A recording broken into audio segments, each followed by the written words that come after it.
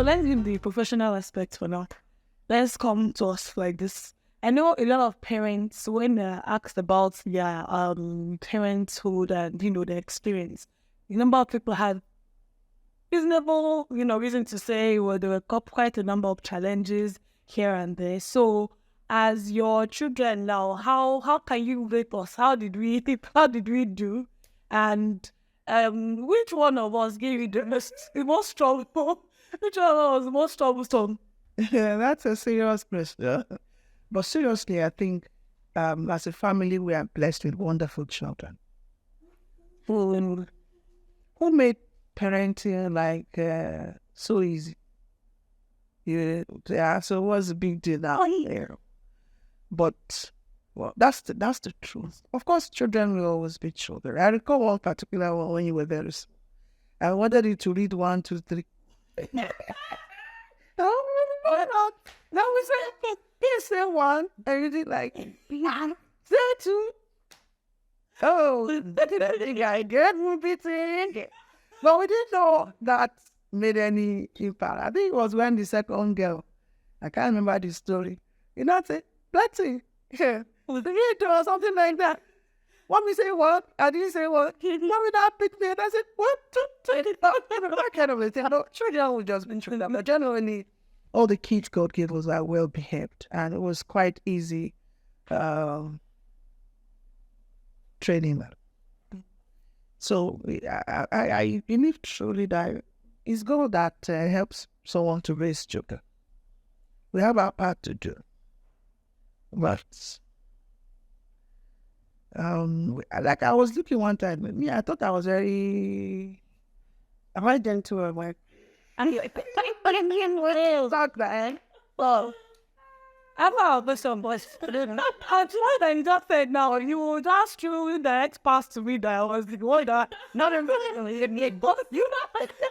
were you were the first biological, and that experiment was back quite early, maybe less than a year plus or 2. I don't think up to 3 years. Do you understand? So I feel after that, almost everyone was just falling in line one way or the other, truly. There'll be a few moments where we disagree. But I think one thing I keep looking in retrospect is, if any enough, God has enabled a parent to lay a path and the kids have an understanding, this is what is acceptable. Then God helps them to grow up in that way. It becomes easy. And again, if the first is behaving well, I think he has a way of pulling the others. That's my own thinking. I may be wrong. He has a way of pulling others to move in that direction. We've not really had to use cane, in training any of. I just shouted that it doesn't be cane. It's not about collected. It doesn't have to be cane. Some shouting, some I'm not and some way you talk and you see that this or that, But I think generally most of you are well behaved, and I also trust that when children get to know the Lord early, it becomes easier. And when there's a good family altar, I think parenting also becomes easier, because you're all listening to the Bible, reading the Bible, and hearing what God is saying beyond what the parent has said. But there's some things people did that were not that way, and then we get to hear later. And you did that one. I can't do anything. But I think generally, I'm not sure there will be anyone that, everybody have their peculiarities. Blessing would talk and talk and talk, and then she talked and talked and became a lawyer. So it's okay. So that wasn't like troublesome, but she's outspoken and she'll just keep talking and saying her mind, whether you like it or not. And all of you are making her like the mouthpiece. You also recognize that when we have to say hard things and push her to the front, and then she'll come and say, our last boy wasn't troublesome, but liked to play and go around, go anywhere, and a little bit of difficulty trying to explain why you can't go there, you can't go there, So there are, like troublesome. I mean, we've not had cases where outsider comes to report any one of our kids to say, I want to buy you about, or from school. I think generally I keep thanking God that we are really blessed as a family. I wouldn't know beyond saying it is God that helped us, or that things that have helped you to behave well. Maybe you would tell me. But I also need to know that. So as children, we know we've always had some pranks that we play on parents, right? Well, let's leave that aside. So we want you to tell us some of the pranks that you pulled on your parents while growing up. There are several, but let me try and remember one particular one. Yes. I don't know if I've shared it with you before. I actually went to 6 different primary schools because my father died while I was less than a year. I think I was 10 months old. So I kept moving. They kept tossing me everywhere. You do 1 year here, you move somewhere, do 6 more. So the final lap was in Ibuso engineering school. And I entered just like we are starting the 6th year of it. I don't know how it happened. They now made me head girl. That one I got a lot of beating before. Some people who have been there before I left. Yeah. But the one that now made me head girl. At the point we're now making contribution for the graduation ceremony, and they were putting the one in my hand. Yeah. So when I now leave from school and now walking home, there's one woman that used to sell ekpa. Our branch. I don't know if it's 1 naira by that time. This was step where right? So I was buying daily, so small like that. I didn't know the thing like that. So when it was like a week or so for us to go and buy the dress to do our call for the graduation, I never counted the money. So when it was time for us to go and buy clothes, and they said maybe about 1/5 of the money was no one got. Friend, we passed us. I didn't know what to tell my one. So when I got, I was very kind. I said, part of the money there, they are putting my heart has got lost. I don't know how this is on it. So the man was also, which was a petty trader. She said, she has to look for it done. So she looked for the money. You get me? We now bought the clothes. We started the graduation. I think it was many years after. And I was already in Federal Secondary School, almost finished. I got to one that said, I said, do you know that that's money that he is declared missing? It was a part of the change. Yeah. So I remember that very clearly. And the other prank I used to play, when she asked me to take drug for malaria, I'll know. Go and I'll go and take water. I'll come and she said, use it. I said, I'll go inside, lift her mattress, and pour the medicine. And I used to have malaria off to that time. So one day we're now moving. So she entered to park and lifted her mattress and so till after that she said, she was so panicky. I was like, but she never thought. She was so panicky. I said, okay, Mama, this one that you're panic is me. It's me that I've been throwing all the drugs, So I think I had my wish. And then one day they gave us local herbs to drink. And my stepfather died. He sat down like this, lined all of those up. I say, hey, how do I catch me? They made back. So they were giving me a cup. I didn't know. I hated medicine. So I was taking what to do. So I said, Baba, let me tell you a story. He said, yes. I was telling her a story. You say, and then the girls, they were dancing. She was jumping and jumping. So I was jumping with the cup and some of the things would fall. So I was jumping and I was enjoying myself, thinking that, Lord, you never need. And again, when there was really nothing in the cup, I said, Baba, that's the end of the story. Let me drink my dog. She said, come. And then he said, yeah. And then it filled my cup. Oh, God. I had to drink it by force.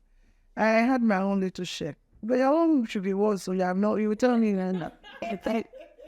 Okay, so I think I have just one more question from my end. Okay. You know how they say that Nigerian parents, not even just mothers now, they have this belief that their children, they have to be professionals. Is it your child is a doctor, or is a lawyer, or is they an engineer? And if it's none of those, they don't believe that their children went to school.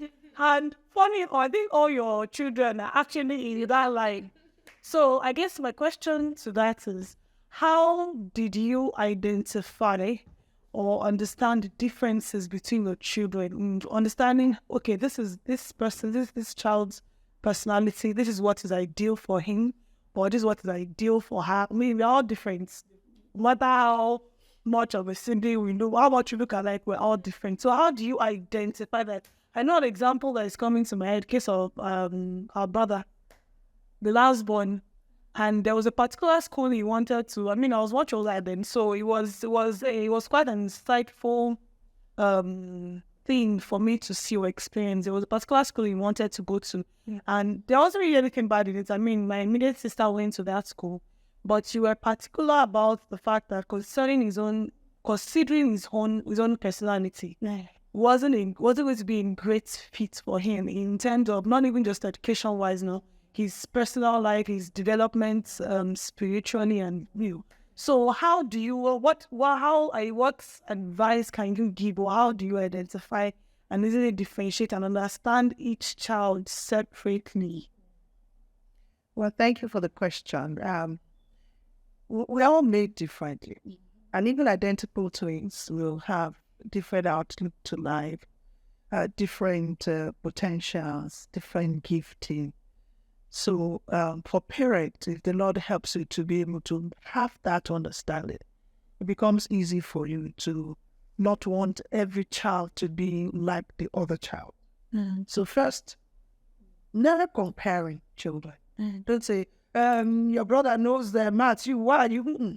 Each child is different, but help us to have that understanding. And then secondly, to just keep trusting what I say, Father, they are your children. You just blessed us with them. So please guide them, direct them. So that ability not to want to dictate to any child, just trusting that you see a gifting, you encourage it, you give them additional support. I remember one of us, I'm not sure who was it, who didn't want to do, who wanted to go to arts. Is the boy wanted to go to arts? Sure. Or Marshall. And we looked at him and said, you are brilliant. You will be good in science. Why will you? So at that point, of course, beyond what we say, we will pray and ask God for leading and directing. And I recalled we called some of the teachers and say, this young boy that wants to go to commercial, I think he's going to be strong in science. And they agreed with us. And the rest is history. And then we went to science. So each child is so different. And we thought you were going to do medicine. Initially, you wanted to do medicine. But you were very good in maths. You had distinction in maths, and A1 and all that. So when you woke up one day and say, it's engineering, it's like, well, praise God. Whatever each child wants to do, let the Lord just make a way for them. So that's how you ended up doing engineering. It's okay. And the second, she's always talking about law. When she was always talking about, we say, blessing, marry, I say, marry, and then we saw that qualities in her. So it wasn't surprising when she came up and say she's going to read law and she's going to be in that. And all we just needed to do is to support, And when you were thinking, okay, science, you wanted to do science, but you didn't like biology. I don't know what happened. She didn't like biology. I was like, if you're going to do anything in science, biology has to be strong. So we started praying for her. We met some of our teachers, said, how do we go? We got a biology teacher who was very fantastic, Mrs. Mashut or something. And then she began to help her. And suddenly the biology became very good. And then she said she was going to do medicine. And she did medicine. If she had not said medicine to me, we're not worried. Let every child just do what God is leading them to do. We live their life, we're coming, live your own life. So, we're not out to push anybody to do something. But I don't know how it happened. You did engineering, Blessing did law, you did medicine, Victor did another side of engineering. Now let's go to Victor. Victor wanted to do mechanical, I can't even call it. Mechatronics. Fantastic idea. But the school he wanted to go, two of the schools he wanted to go, when schools that we had some knowledge about. In fact, one of the particular school had so much issues with drugs and so much issues with cultism. And the other schools too, we have heard, certain things about them. So as parents, we were not comfortable. I was not comfortable at all. And I remember we had a lot of discussion back and forth. And one of the discussions, I said, you cannot go to this school. And the young man said, but my senior sister is there. I finished from there. And I said, both of you are not the same. Because we need to understand our children. We need to know their strength and if there's any weakness. And I said, you are a very lovely and friendly kind of person. People like to troop around you. Do you understand? Oh, well, we moved here from one secondary school. You give a provision for a term, in 2 weeks, the provision is finished. And each time you go to bring another one, when he's coming, you find 10, 12 young boys running around and, and it's like, so that is his personality. I said, with your personality, and you're very tall. He's actually the tallest in the whole five, and very handsome. Also, you said that. So I said, your build is going to be attractive to some negative groups. You don't have that character, but we can't put you where you'll be only exposed.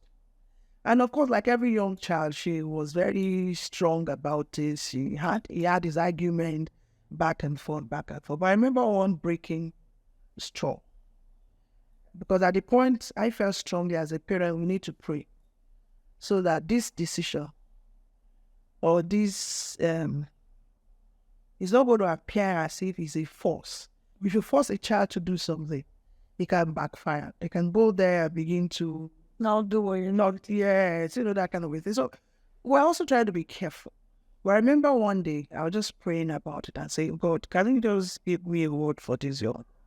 Because, children, you will be arguing. You say no more than us. It's okay. So one day, I don't know, we're talking again, and he still was talking about this school. We gave him other options. Okay, why not go and do it at master level? And then when we mentioned covenant, where he eventually said, he doesn't want covenant, like a glorified secondary school. And started to say, no, you don't allow us to use for.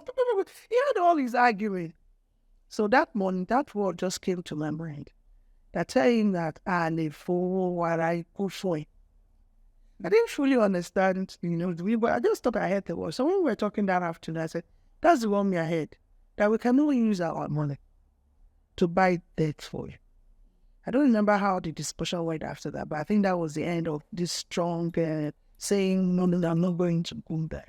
So again, like I said, children is God that just raised them, who talks to them. But one beautiful thing that happened that gladdened my heart, I think after a session or two at Covenant, I can't remember. In the morning, we were having a family devotion. I'm sure maybe you were there, I don't know. And then he said he has a testimony. And then the testimony was, I want to thank God that God used my parents to force me to go. I'm happy and grateful to God because I realized that is where I was supposed to be.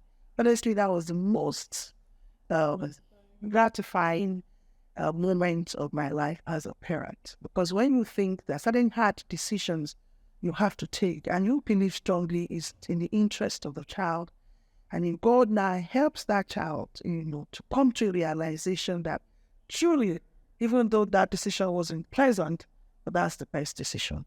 So I'm grateful to God for that experience. And it was similar to when we wanted him to move to another school from that initial school I described, and he didn't want to go. He was crying, he was not eating. It's like he came like, hey, that remember all the time was saying, leave this child there. I said, no. Eucharistic, it must go. Let his sister help me. She thank you, And again, at the end, we were grateful to God. I think it's just God ordering the step of each child. He may at some point use us as their parent, but it's actually God ordering each step of the child. So I want to advise parents, some decisions you have to make may not be pleasant, may be hurting you, even yourself as a parent, because when you see your child not happy, you are not happy. But for God to give us that understanding to say, this not being happy is temporary. What has to be done has to be done. And if you can't bear it, you close your eye, enter your room, lock it down, and let the Holy Spirit do the same. So I want to thank God for all the wonderful children. You're all doing very well. But I'm happy that the ones that are married, they are doing very well in their house. But shots are about to be fired. Yeah. Honestly, and it's a thing of joy for parents. Because by the mercies of God, we've had very wonderful marriage, peaceful, joyful, not that it doesn't have its own up and down occasionally, but generally and we've always been praying to God for that every of our children will also find their life spouses, that they would live in peace and they will serve God together, and together we will all make heaven. I want to thank God for that answered prayer, and I pray for those ones that are still. That's all we call it. So I think in the market. Yeah, and I don't know if they are single or searching, or they are single and not searching. But whichever one that that go with them intentionally give you his heart desires and his will, and all of you will have a fruitful and pleasurable marital life. Amen. So, can you share any memorable experience that you had in your acting career that's greatly impacted your personal life or your faith? Actually, I like this question because acting, career, family, they have a whole lot to do together. They are all demanding things, and of course, there's been a whole lot of sometimes difficulty in trying to balance or accommodate all of them. Several times we may say no to some invitations for an acting because you have a painting job or a career development project. So beyond all of that, there was a particular one that shaped my faith in God, that helped me to see that God is in control. He is aware of all your needs and is able to come in and help you achieve.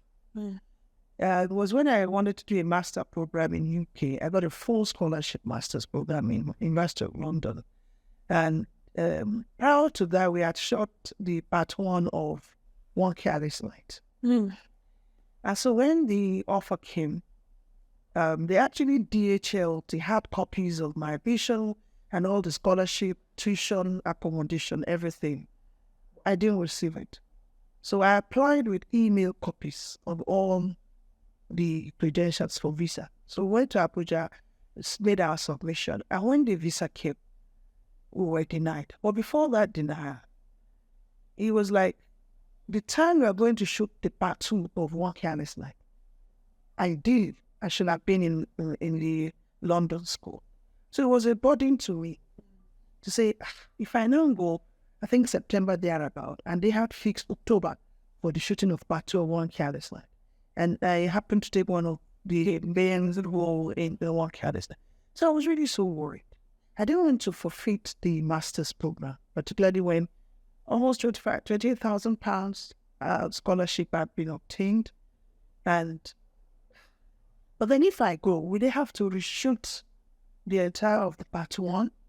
I wasn't just so sure. We were not sure how everything was going to play out. It was a big burden in our heart. And so when we applied, and then the letter came, it was a Friday, and they said visa denied. So what? It was painful, but maybe that's the way God wanted it, so that at least I can do the part 2 of One Careless Night. So on that Friday, whilst in Abuja, we put a letter through to the coordinator in the University of London to say, we're sorry, the visa was denied for this purpose because we didn't receive any of the hard copy. They DHL'd it. So the lady said, don't worry, we'll work on it and send some document to you on Monday. Don't leave Abuja yet. So by Monday, they sent a direct copy again of all the documents, both the embassy and another copy to us. The DHL, and we got it on that Monday. So I then reapplied with that. And then they followed it up with a letter to say, even if your process is not through by September, we can give you up to a month and a half. Once you are done with all the process, still come and join the program. And I was like, so By October, we were able to shoot the one Careless Life Part 2. We finished it. And I think a week after, the movie started out here. Yeah. So instead of resuming September, I resumed, I think, end of October, because they had given me that midway. So I just sorted out everything. That impacted my faith very, very strongly. This was quite early in 2007 and 2008. So I began to see that if it's God's calling, if it's His work, no matter all the other competing out there, He will just make things work. He will just make things work. And that understanding kept me going. And all there was a shooting we had to do somewhere close to Oshobo. And I had to travel in Lori, Oshobo, back and forth like 5 times within the space of 5 days. So that I can meet up with work, Daddy was away to Germany, I can meet up with the whole care, and I can still meet up with the film shooting. So it's just God Himself who has given you an assignment, and He keeps making a way for you to be able to do it, making it bearable, not like stress-free, but bearable and doable. So let me stop there. So for our next question, we all know that you are a doctor, an actress, and also a pastor. And also, I'm sure you are a member of the Christian Medical and Dental Association. Okay, all right. So the question is, how have you incorporated the lessons from the ministry to your professional life? Or what are some of the faith, and how do you incorporate them into your professional life?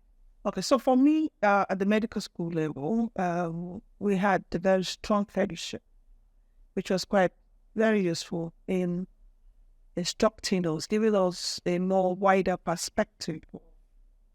So, a Christian doctor, what else?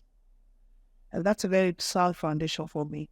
The Navigators is also a Christian group that was very instrumental to opening up my own, horizon, my own understanding of the fact that whatever you are doing as a profession, as a career, you are supposed to be there as a faith person. So you're not just there as a human being doing medicine, but you're a Christian and doing medicine. It also helped me to, from very early time, know that every human being has a spirit, has a soul, has a body. So in sickness or illness, it may be looking at just the physical body that has a problem. But several people may have a problem in their soul, we will have a problem with their spirit. And so the training and the teachings enabled us to see ourselves in that position. And I think it's one thing that have been helping me also. So for instance, people have called with physical illness. I do know, there's a part of me to pray for that. There's a part of me to ask for God's help in bringing cure and health. Well, that has tremendously helped my practice.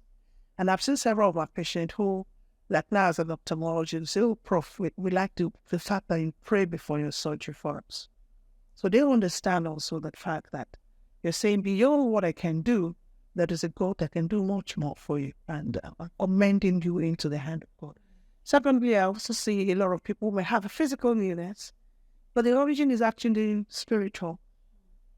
And I'm finding that more exciting now to see, beyond just writing drug or prescription or saying there's something else I need to do. And as the Lord helped me to get that opportunity, I've missed several opportunities. Some I don't miss, but I am beginning to see. Like not so long ago, a woman came and the children brought her for eye problem. My stranger was told me there was something more to her. So I said, no, what is going on? And she started crying within the clinic. So I said, okay, no, Mama, come, let's leave here. So I took her to an A&E room. We sat down, and for close to 40 minutes, we were talking about all the issues, So for that kind of a person, it's not just going to be enough that you have written a prescription and you go without the Lord helping you to see, what are the spiritual needs or what are those other needs that are peculiar. And one other point that is key, it's amazing, is to know that some people come and there's some forces that have come along. So if the Lord is not opening your eyes to see, you'll be wondering, why I recall one particular incident. I was operating with one of my sub-staff, and we're just two. It was a cataract surgery. And suddenly the door to the theater, you will see something move the hand and open the door. And the first time when it happened was like, who is that? Because it was a weekend, we're just two. And there was nobody. I said, boss, please go and close the door. And then she will close it firmly. And after a minute or two, you're like, somebody do like this. So when it happened, they thought of, I said, no, this is not ordinary. And they began to pray, So it may sound weird to so many people, but there are several instances that have, being a Christian has enabled me to see beyond what is happening, and to do beyond what medicine. So we do the medicine. We ask for God's help. He gives us instruction, divide. Sometimes you have a case and I just said, I don't feel like operating this woman this week. Come back. And the staff will be like, so it's a privilege to be a Christian and to be a doctor and to be able to put all of that together in my student as a practice. So referring to my first question, what are some of your patients' reaction once they see you maybe entering into the consulting room and they see that this person's familiar, maybe on TV, on maybe drama? So what are some of their reactions and how do they feel? Oh, yes, that's a common experience, And for some, it's like disbelief. No, this is not happening. No, this is not you. And some is like, and some will say, do you have a sister who acts everything?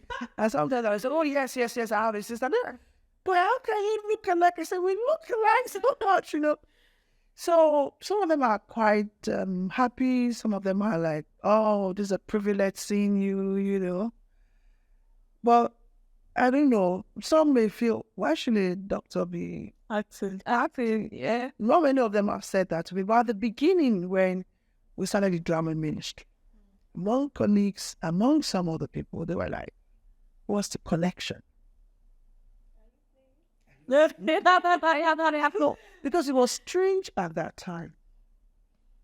But I think we're past that now. And I'm happy to say that there are several other doctors who had come on board. So it's no longer so straight to their hearings. So, yeah, it's okay. I don't think they have actually in gross way negatively affected each other. Because I was actually going to ask also that, has anybody ever come in and sing your face and say, no, you cannot, you can't do your what? No, when you see your thing, you can't do your what, doctor. No, I don't think so. Because you see, the other angle to it is this. Not just about being a drama minister, being in ministry. Early enough, God gave me an understanding that being a woman, probably need to do so much more. Because it's not just about you being in ministry that may make people feel or doubt your competence. Sometimes your gender was unfortunate, Like for many years when we started, any man in the hospital is a doctor and any woman in the hospital is a nurse. And that belief is still on. So early enough, that's part of the help I thought I received from God. See, now these are some things that may act against you. So what do you do to mitigate that?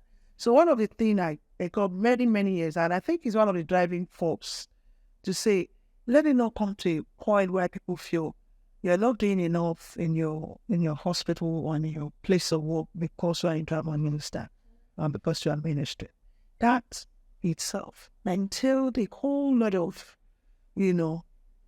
paradigm shift in terms of how you manage time. Sometimes you'll be sound too impatient when you're on set because, you leave here, you have to just your work. And I always feel that, I want to come to a point where if you look at the activities, number of surgeons, number of clinics, can people look at those data and say, she's doing much more than many others that are not in the drama ministry? Because that's the only thing that can really give people peace of mind and let them not feel that. So if your work is also good, your work speaks for you. People say, we don't know how she's coping. But when it comes to eye care, she's very good. And that just stops the discussion. That stops the contention or, the fear or the doubt. So when the work speaks for you, it puts people's mind at rest. The same thing if God helps you and you're able to care for the home to a small measure, He speaks for you. Despite of what you are doing, your home is still maybe clean. You understand? So I think for many who have too many demanding parts of their lives, that should be our prayer point and our aspiration. That let it not come to a point that people can say, it's because that's why this is not doing well. If they have that and then they look and they say, oh, no, all the evidences are showing that even people that are not in the ministry are probably not able to do as much. So nobody have denied me the privilege to say to them. So my other final question is, what advice would you give someone that is trying to balance a demanding career or profession with other aspects of their life, like personal life, family? All right. So first, like I said, along the line is to have a mindset that it is doable. I think it's the greatest thing. Once you believe that it can be done, others have done it successfully, and that you can also do it, is the basic requirement. Then secondly, we need to be able to prioritize, set your priorities. The priorities keep changing from time to time. So there will be a time where the higher prioritization will be to your family. When children are small, they're just building things like that. And when you prioritize, it helps you to leave out some things that you don't have to get involved with.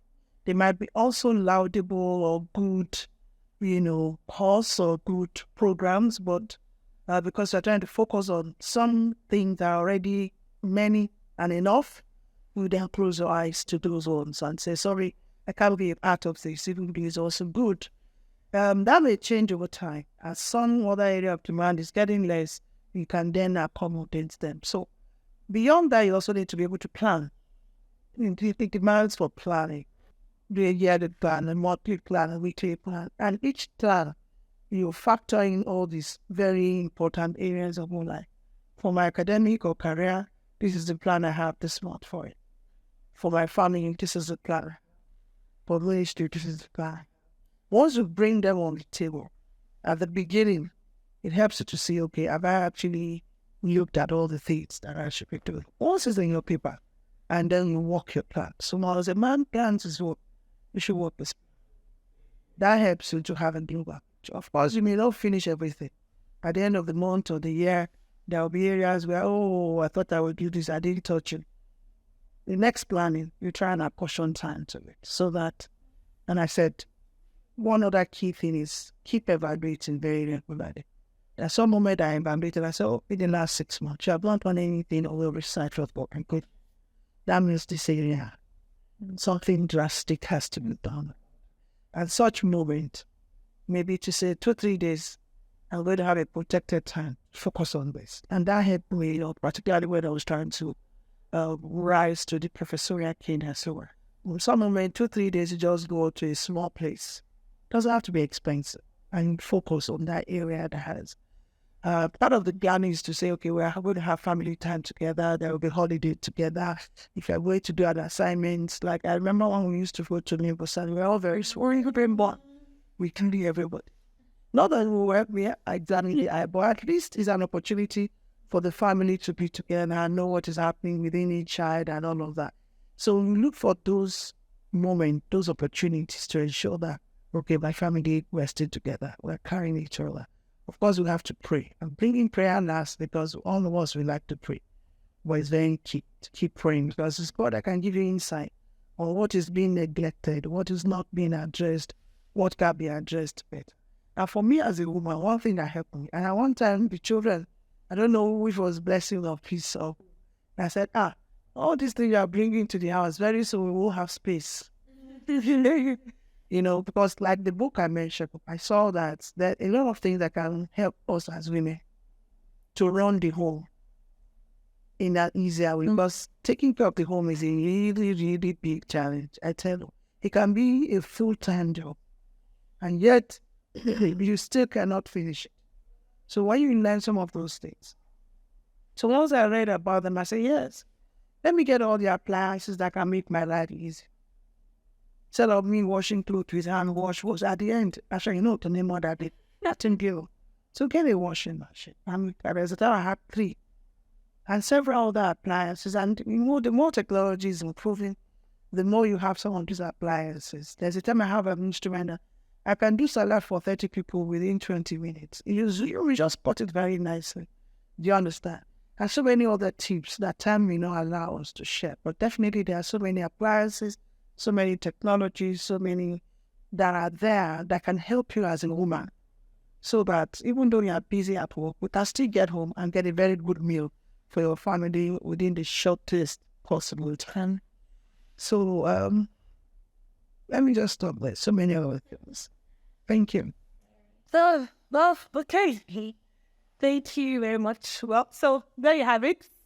You heard it all from the Dogu. And thank you very much for answering our questions. And well, personally, I've noted quite a number of things that I want to go and put to use at home. So thank you very much. I hope you had fun also, and I hope you would learn 1 or 2 things along with us. All right, have a wonderful evening. Bye.